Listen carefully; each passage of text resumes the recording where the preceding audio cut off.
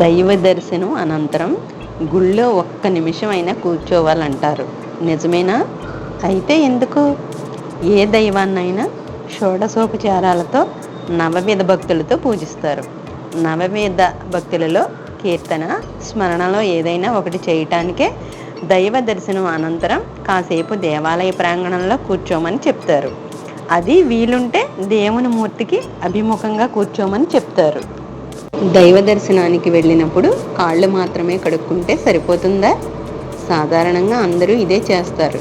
అయితే కాళ్ళతో పాటు చేతులు, కండ్లు, నోరు కూడా శుభ్రపరుచుకుని దైవ దర్శనానికి వెళ్ళాలి. కండ్లతో దేవుడిని చూస్తాము, నోటితో దైవనామస్మరణ చేస్తాము. అందుకే ఇవి కూడా శుభ్రపరుచుకోవాలి. త్వరగా గంగా స్తోత్రం పఠిస్తూ శిరస్సున కొద్దిపాటి జలం చిలకరించుకోవటం వల్ల దేహశుద్ధి కలుగుతుంది.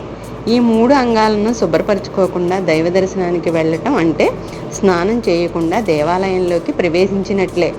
ఇది దేవతా దృష్టిలో దోషపూరితమైన చర్యగా పురాణాలు చెప్తున్నాయి. పూజా మందిరంలో ముగ్గును దేనితో వేయటం శుభకరం? పూజా మందిరంలో ఎప్పుడూ వరిపిండి అంటే బియ్యపిండితో ముగ్గులు వేయటం శుభకరం. పూజలు, వ్రతాలు, నోములు చేసే సందర్భంలో పూజాపీఠం పైనే కాక ఆ గది 4 పక్కలా కూడా ఈ పిండితోనే ముగ్గులను పెట్టడం మంగళకరం. అలాగే పండుగలు, పుణ్యతిథులు సమయంలో కూడా ఇంటి ముందు ఈ పిండితో ముగ్గు వేయటం శోభను, లక్ష్మీదేవికి ప్రీతిని కలిగిస్తుంది. దేవాలయంలో ముందుగా ఎవరిని దర్శించి అనుమతి తీసుకుని కానీ ప్రదక్షిణం, మూల విరాట్టు దర్శనం చేసుకోరాదని శాస్త్రం. క్షేత్రపాలకుడిని, ప్రతి దేవాలయానికి క్షేత్రపాలకులు ఉంటారు కదా, వారి అనుమతి లేనిదే మనకు ఆ క్షేత్రంలో అడుగుపెట్టే అర్హత లేదు. తోటమాలి అనుమతి లేకుండా తోటలోకి ఎలా అడుగు పెట్టకూడదో ఇది అంతే. వారి అనుమతి లేకుండా దేవాలయంలో మనం ప్రదక్షిణాలు, దీపారాధన, పూజలు, వ్రతాలు, నోములు వంటివి చేసే అర్హత పొందము. వారి అనుమతి లేకుండా చేస్తే అవి తగినంత ఫలితాన్ని ఇవ్వవు. అందుకే దేవాలయంలోకి ప్రవేశించగానే ముందుగా క్షేత్రపాలకుడిని దర్శించి వారి అనుమతి పొందటం తప్పనిసరి. ప్రదక్షిణ సమయంలో దైవనామస్మరణ చేయమని ఎందుకు చెప్తారు? మననం చేసేది ఏదైనా మంత్రం అవుతుందని శృతి. దానిలోని అక్షరముల శక్తి చేత ఫలితాలను కలగజేస్తుంది. ప్రదక్షిణ సమయంలో భగవన్నామస్మరణ చేయటం వల్ల మనసు దేవునిపై లగ్నం అవుతుంది, ప్రశాంతత కలుగుతుంది. మానవుడిని అజ్ఞానాంధకారం నుండి జ్ఞానం వైపు నడిపించటమే మంత్రం యొక్క పరమార్థం. అందుకనే ప్రదక్షిణ సమయంలో దైవనామస్మరణ చేయమంటారు. ప్రదక్షిణ ఈ విధంగా చేసిన తర్వాత దైవ దర్శనం చేసుకున్నప్పుడు ఒక అనిర్వచనీయమైన అనుభూతి మనకు తప్పకుండా కలుగుతుంది. ఆ అనుభూతి వల్ల మనం మానసికంగాను భౌతికంగాను శుద్ధతను పొందుతాం. అందుకనే ప్రదక్షిణ సమయంలో భగవన్నామస్మరణ అత్యంత పుణ్యప్రదాన్ని అందిస్తుందని మన పెద్దలు మనకు చెప్తుంటారు.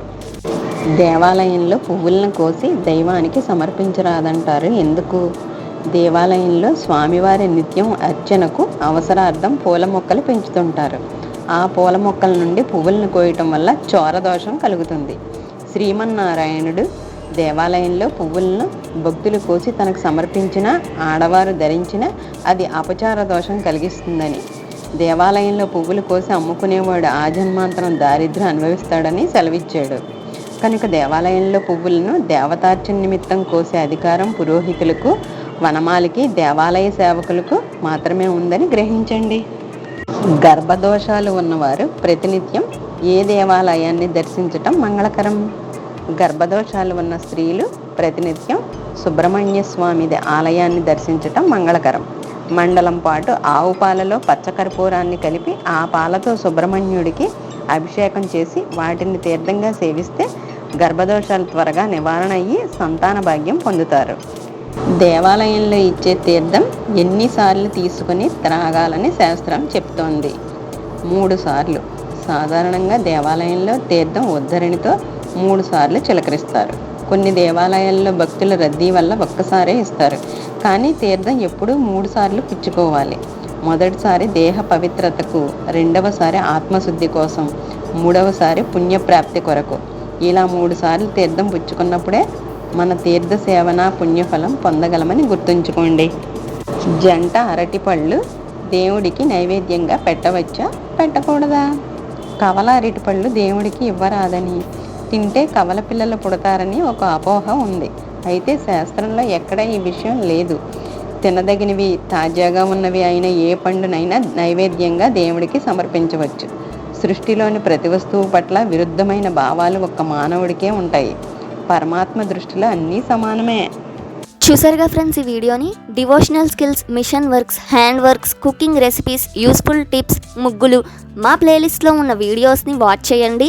ఇలాంటి డిఫరెంట్ టాపిక్స్తో మరిన్ని వీడియోస్ కోసం మా ఛానల్ని సబ్స్క్రైబ్ చేసుకుని పక్కనే ఉన్న బెల్ ఐకాన్ని క్లిక్ చేయండి.